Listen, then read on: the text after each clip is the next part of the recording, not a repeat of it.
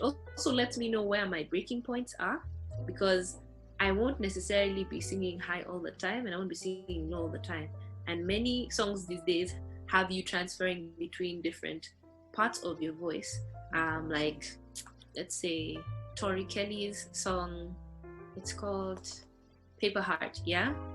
She starts on, remember the way you made me feel, right?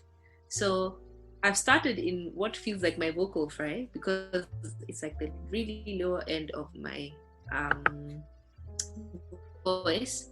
And then when I into the chorus, the song, she starts on, pictures I'm living through for now, trying to remember in my whole mind. And she says, my life was good, it flew so loud. You see? So now I'm entering a higher access. So for me to access that, I need to have warmed up before. You see? So, pardon? Sorry, it like cut. So, what happens? Sorry about that, it just cut. So for me, there's some videos I use. There's a teacher on YouTube called Jeff Rolka.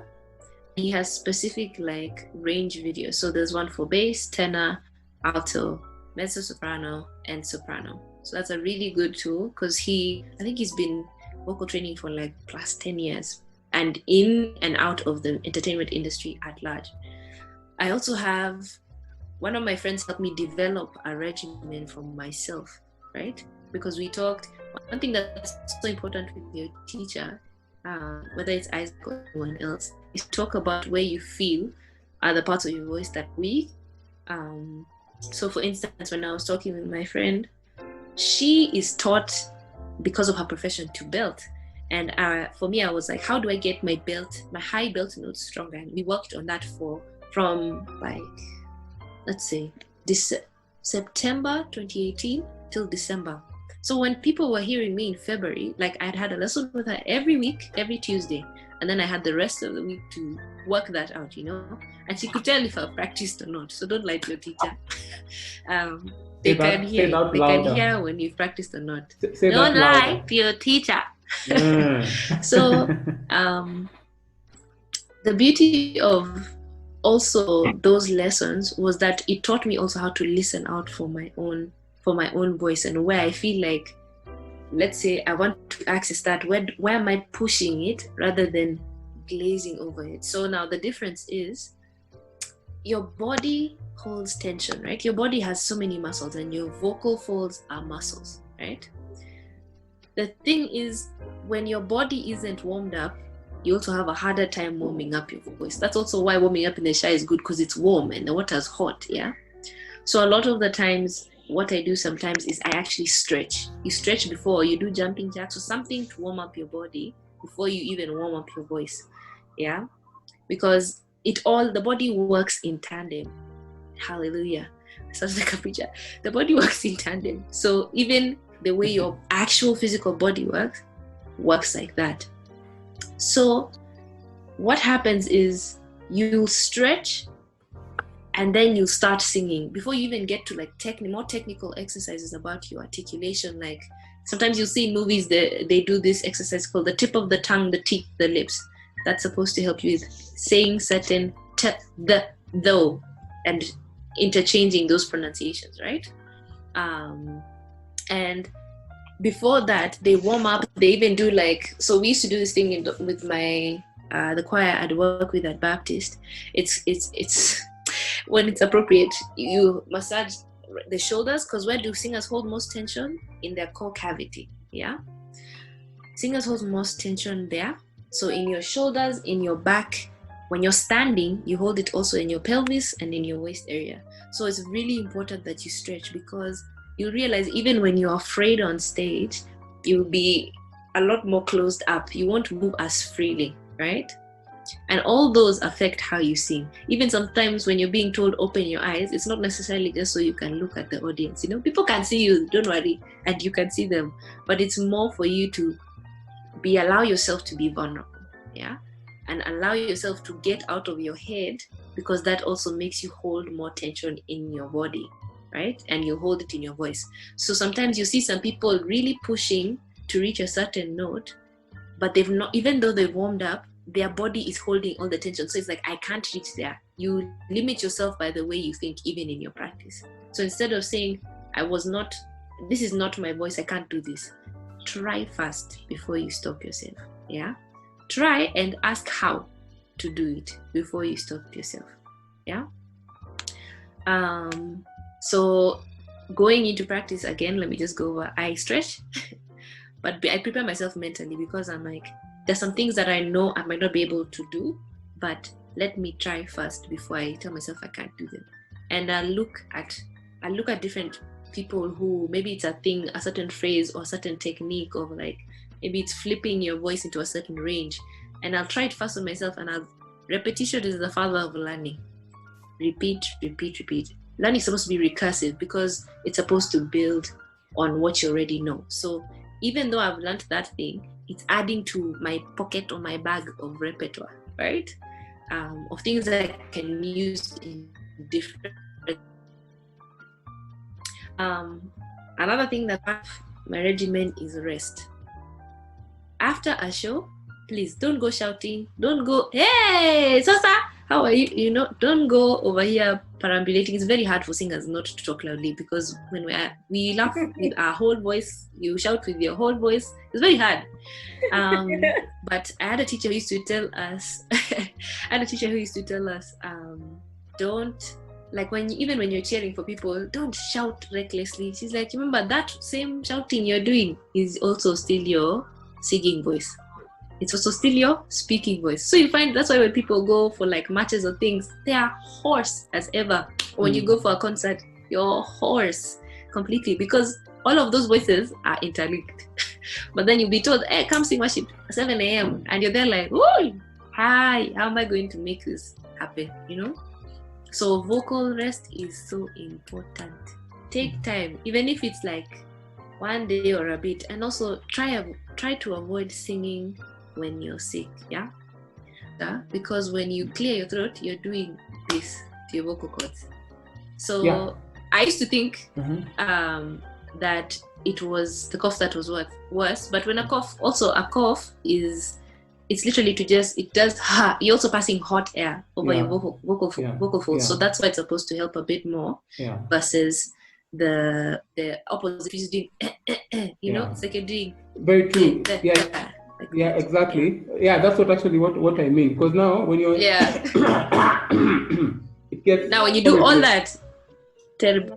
Things go completely south. Exactly. So the way it was explained to me is your vocal folds, when you're singing, your vocal folds vibrate like this. They move in waves. But when you clear your throat like like that, you're doing like that, you're making them beat against each other. So exactly, Martha. I've just seen her response. Because the difference is when you're singing, this is your vocal folds are doing this gently, right? That's why even when you push, you don't want to do it. It's like you're making them do it strenuously, right? Or when you do that clearing the throat thing, think about it. When you do it like really roughly before you're about to sing, you hear it's like your voice distorts fast before settling. Versus when you cough and then you settle into that cough and you relax and then you sing. So, actually, I find it safer.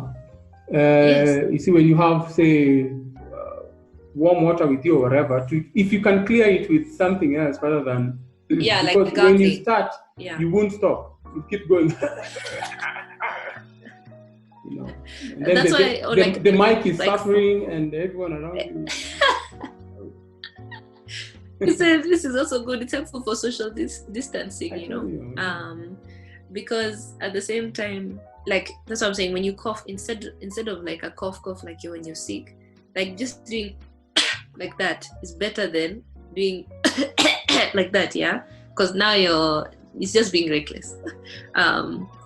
So you'd rather think, like you said, or gargle. So there's another thing you can do. Another exercise you can do is, if you have a bottle, like your water bottle, and you have a straw, bubble through the water, okay? Put your straw in the water and bubble through, and just bubble through for like maybe 2-3 minutes, of course resting to take a breath, the beauty of that is you're literally warming up as you bubble, you're warming up your vocal cords, because you're passing loads and loads of warm air over your vocal cords. So that's already, it's almost like the shower, but now you're doing it with a more focused effort, yeah?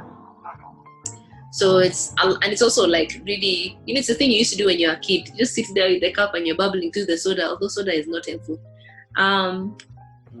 So those are some of the basic things I do. Now, what I've faced that has been difficult for me in developing, like in sticking to doing either daily or that 1 or 2 a week, is sometimes it's finding the time to do it. And sometimes, especially when you're in the regimen of performing a lot, you find it easier because you have a goal in sight for like, okay, by this time I need to know these songs, this side, this is the show date, right?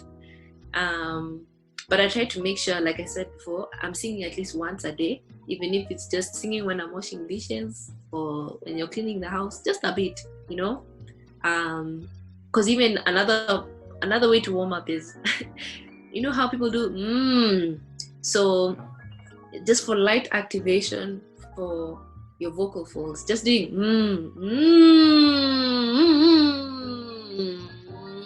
it sounds like a car, right? But it's really helpful because it's a little activation. It's not as much effort as singing, but even humming through a song, that still is it's like practice. It's very light, but it's still practice, So even those small things help in keeping you in practice, even if not for as long as an hour. So Rosie, I'll get to your question. So for me, the issue is time to do it. So you have to be very intentional. Practice, again, like you said, is doing. So I have to be intentional about when I'm doing it. So also timing for me. So when I was at school, sometimes we'd have 2-hour sessions, a 2-hour studio session, and you have to record a song which has using all parts of your voice. So I had to have warmed up before, at least 2 hours before or 1 hour before. And then, or sometimes we'd have 2 to 6 a.m. studio sessions. So I have to be awake for way longer. I've already been talking for most of the day. So I'm more warmed up than I would be versus a morning session, right? So for me, I know that my voice, if you wake me up at like 7 a.m., it's a struggle because I'm not yet, my body is not awake. And so my voice is definitely not awake, right? So when I have long hours of singing, I warm up early in the day, and then you just keep the speak singing thing I told you. Keep your voice in practice. I don't mean shout, but I mean use that energy to keep your voice energized so that when you get to singing, there's already a certain part of your voice that's warmed up. So you're just left to warm up certain other areas, right? Another challenge for me is just to breeze through. I look at how long I'm singing for, yeah? Again, if it's something like a play or a tour or something, I have to, not only am I rehearsing what we're going to do, I have to make sure that I warm up before I go into rehearsal, so that when I'm in rehearsal, I'm not here trying to execute what I want, but I already know what I want to do, right? So that's, for me, the challenges for me.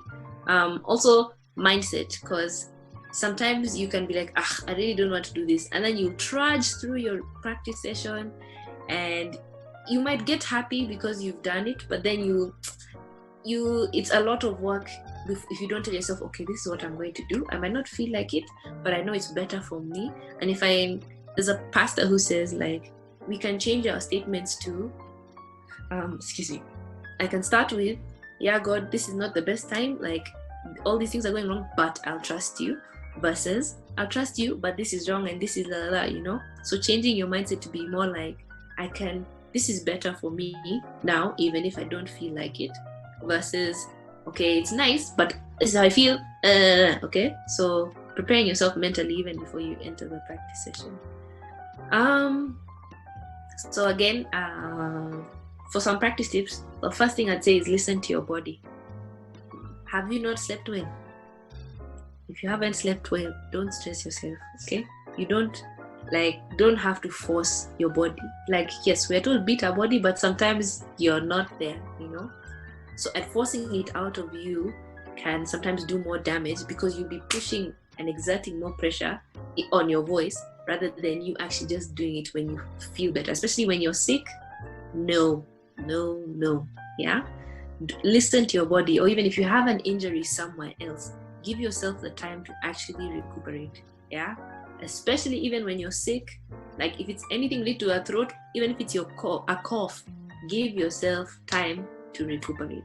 Please, I cannot stress this. Yeah, just because people end up with more long-term vocal injury because of not allowing those moments of rest, which is terrible.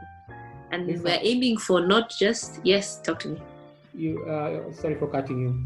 No, you're fine. You mentioned something. I think you're speaking to those people who will do 4 services in one Sunday. You know, no. And they still have a Kesha later. Yeah. You can that's the thing. Remember I said listen to your body, and then the second thing is also know how long you're going to be doing that thing for. Now, if you planned for a whole day of singing, that's okay. However, in your capacity as a person, does singing the whole day make sense? No. You can't sing a whole day. Usually, even when you exert yourself past 4 hours of straight singing, your voice will tell you, I am tired. Please, give your body time to rest. Like, I know that sometimes there are not enough people, but for real, like, there's only so much you can take. There's only so much you and your body can take and your voice can take before you start losing it, because you know people one day just wake up when they've lost their voice. And they're not sick. They're not. Sometimes your body is telling you, Sasa, nyamaza, please, nyamaza. Yeah. That's what I'd say. Listen to your body. Like, even the way God made us, sometimes you find you might have a headache because you're hungry, not because you actually have a headache. You know. So that's why it's so important to listen to your body again. And how long are you singing for? If I know I'm going to do 4 hours of singing, I should have already made sure that I have a whole like good consistent sleep that week. You know, your body needs recuperation. You know, that's how you grow, that's how you recover, and also diet as well. You know, I know most people don't think certain things affect their voices, and every voice is different, but I'll give the case for me. So some of the performances I do are in festivals, you know, and not everyone is conscious of what affects me. So I avoid places where, like, I can't be around too much smoke. I can't eat very spicy food. I have to make sure I drink a lot of water, because hydration is important. It also means there's hydration here. And I'm not just relying on what I've been doing. Like you said, it's not just one day randomly in the week that I'm doing it. I'm not relying on the bank, on the storage space I have, but I actually have a consistent flow and of energy enough to support what I have to do for the next hours or however long my performance or my practice session is, right? So I won't be going to do a Kesha and 3 services if I've not slept well the whole week. And I'd rather admit that to my leader and say, hey, nikbaya hapa, rather than go there and then be even more exhausted and then do that again the week after. Terrible. So that's another thing. Another thing I'd say is make practice constructive. So outside of just doing the exercise, look for music that you like, or listen to a different kind of vocalist. So sometimes I really like listening, there's R&B, there's Kina Whitney and so on, what I grew up on, but I listen to guys like, his name is Richard Bonner. Most people know him for playing bass and percussion. He's a singer, he's a fantastic songwriter, but I listen to him singing in his language because it also teaches me different ways to articulate my own songs. So even learning that makes your brain think differently and think differently about how you approach the music you know, outside of learning new music, yeah? So like, for instance, let's see what song I've been listening to this week that I can tell you. Let me pick some music. My phone would behave.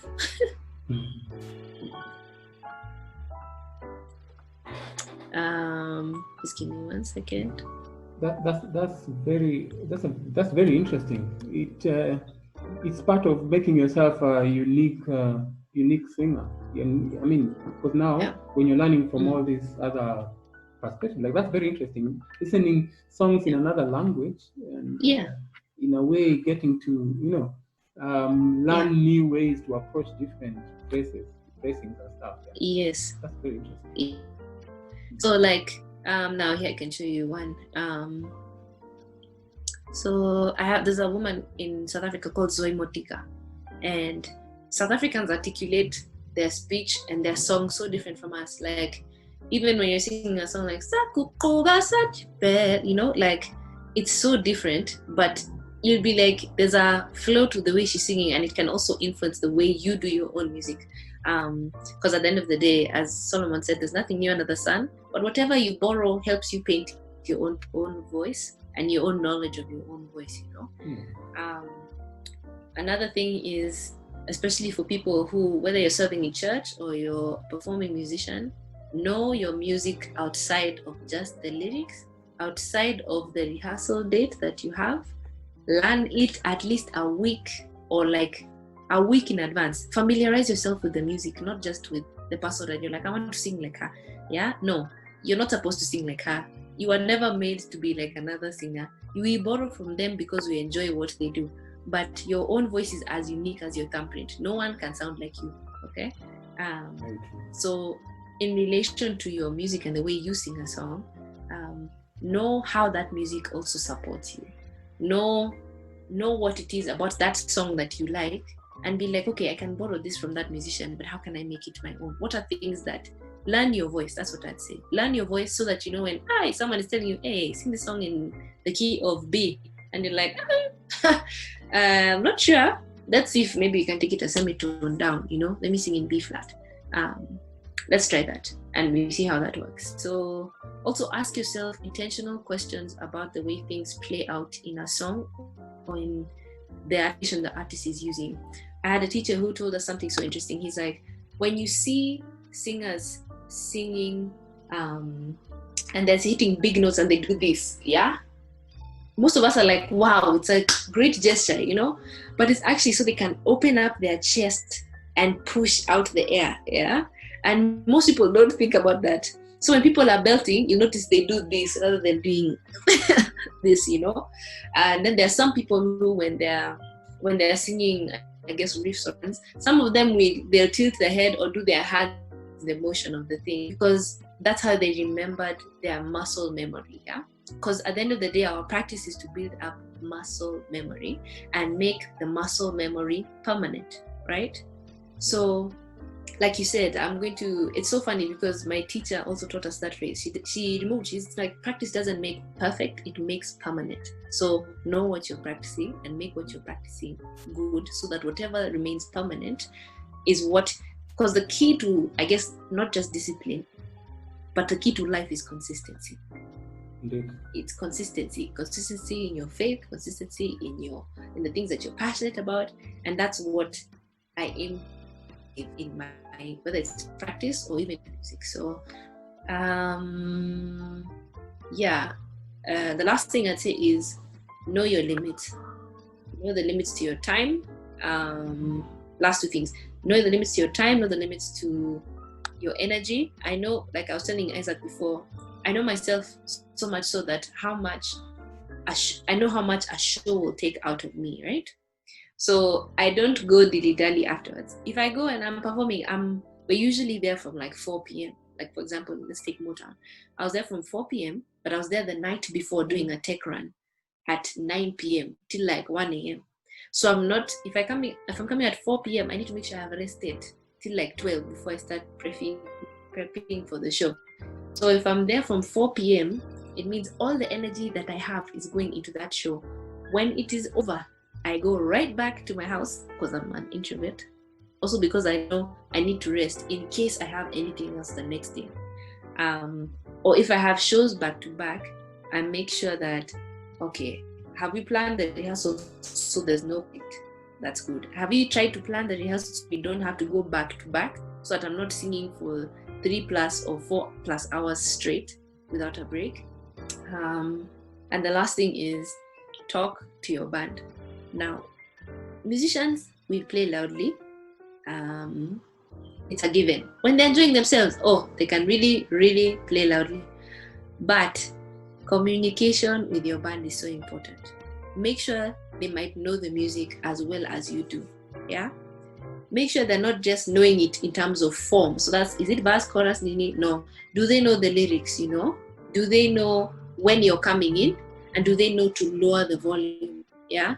Do they know to tone down? Or are they still just here making noise? It's like, it ends up being like you have to push even more and you have to sing even louder, which hurts you as well. So keeping communication with your band. Remember, they're there to complement you as much as you complement them as well. Because they're not two separate entities. You're all part of the same vision, whether it's a worship team, whether you are your own singular artist as well. So I guess, those are some of the things I'd say. And so my teacher gave me this really good advice, and this is years ago. He passed away. He told me just to reduce your nervousness, yes. But he said, open your eyes when you're singing and think of singing like you're welcoming guests into your living room, yeah? They don't have to stay there forever, but when you welcome them, you host them, yeah? Think of singing like you're hosting people. It's not to keep up appearances, but it's to allow people to see you and meet you where you are, in your place and your space, in the way you sing, to enjoy your company as well, and that's why your eyes are open. That's why they tell you look at people. That's why they tell you interact, even if you're not good at it, try, because that's the point. When we wrote all these songs, it wasn't just writing, so you're like, I'm just going to be heard, because music doesn't matter unless you're connecting to other people, whether it's connecting with another musician, whether it's connecting with your audience. So I'd say whenever you sing, think of it like you're welcoming people into your living room. It's scary sometimes, but it's helpful. At the end of the day, you end up having a really nice experience. So, yeah.